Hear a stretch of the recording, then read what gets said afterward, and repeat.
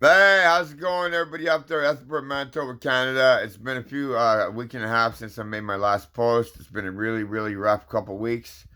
Sometimes situations arise where you can't get to your phone, you can't do what you want to do. So I don't gotta tell you all not about my personal life right now, but I gotta talk about Ethelbert, Manitoba today. On Monday, September 9th, there was a COPP meeting of a community watch program here in Ethelbert, Manitoba, by Mrs. Arlene Rahalik. She was the director of the meeting. Um, as I read in the newspaper, that she was the contact, she was the text, and there was going to be a question period at the end. But she saw me and like two other folks, four four town citizens showed up at the meeting out of well, we got 300 people. Four people showed up. Me and three other men and the Raholics. And there was no question time. There was no questions being answered. Um, she said that it's going to be charged by this named Julie up in Winnipeg. And she was kind of tongue tied because to see me in there at the meeting because I am worried about the community. If there's a community watch program, that'd be cool. But I posted things about her you guys seen on my YouTube channel, stalking my kids with her car, taking pictures, and going around the block. And she's caused trouble for my wife a few times. She's kicked my 5-year-old granddaughter out of her store. She's kicked my unborn grandchildren out of her store. She's been selling alcohol to people that have been drinking quite often.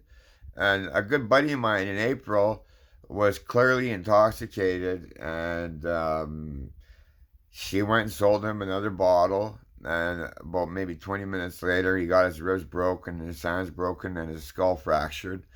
That's still being under investigation. And like on Monday, this past Monday, like 2 days, 3 days ago, a buddy of mine from up north came down, Mr. Lamran. He came down for a quick visit to look at some property up here in Ethelbert, Manitoba. He'd like to invest. And he was clearly intoxicated. He was on the bus. He worked for 2 months working at Arbus Center in Grand Rapids. If you guys look it up on YouTube or on the internet, Facebook, he did a really beautiful job. So he did a little bit of celebrating. He got off the bus here in town. He was a bit intoxicated. So I sat up with him till morning time and let him finish his bottle. He had a bottle of vodka. And there was still maybe like 2 inches left, but he was already like basically blacked out. So I went. I had plans with my family that day, so I took him over to my wife's. My kids were still here. I took him over to my wife's house to sleep it off, and he was drunk, folks, and he had to go to bed. Um, and me and my friend BC, uh, um, we joked about it over at the family barbecue.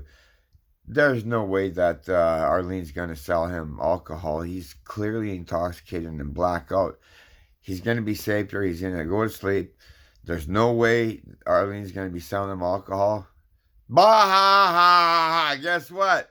She went and sold him a bottle of Silent Sam, and then picked a fight with him 5 seconds later outside. And I've seen this all the time, every week, every week. I see people going to her store, falling out of their vehicle, and start going in, getting their alcohol, and coming back and driving down the road sideways. Um, she's got to do more studying on selling people alcohol because there's been a lot of people been getting hurt in this town by certain BMs and BCs and LDs, but it's happening in our town. She's overselling alcohol to people that are intoxicated. She's selling alcohol to people pulling up on dirt bikes, on cars with no doors.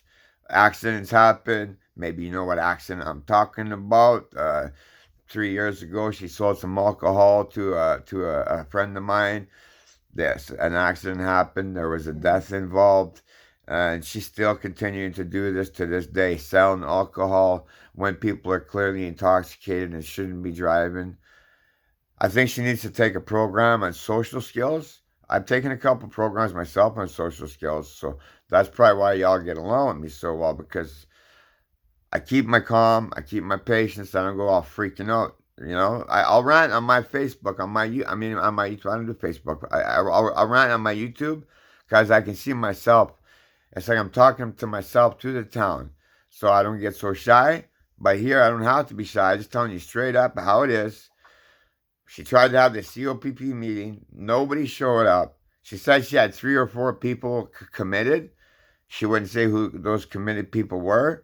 But I hope it's not BM. I hope it's not her. And I hope it's not her son, because they're under investigation by the Better Business Bureau for selling alcohol to people who are intoxicated and banning little small children from her store that have done nothing wrong. The Human Rights Commission has been contacted.